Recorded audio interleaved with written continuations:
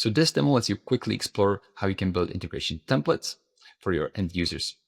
So in this case, we have the components already pre-selected, and it's the new RSS feed trigger. It's watching for news on a pre-selected website. And then you can send that as an email update to a recipient of your choice. Now, to see what the template looks like for end users and to edit that form, you'll click Edit Wizard. And here it gives you a preview of what the form looks like for end users and what's the last missing details that the end user would have to fill in. So you can add more fields here, and you can also customize that.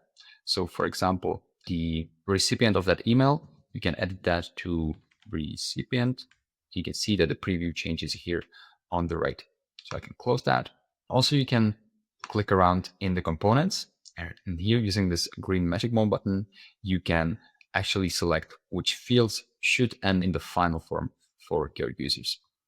So there's two ways to do that, using the buttons and also in the Edit Wizard dialog, which gives you more customization options. And so once that is set up, you can click Start Test. And now you're in the shoes of your end users, and you see that the recipient field is the last missing bit that I need to fill out. So I'll just put in my email, and I'll hit Start Test. Now this template will look for new updates on that feed and send me an email. And once you've tested a template, you can publish it to your end users on your embedded integration marketplace.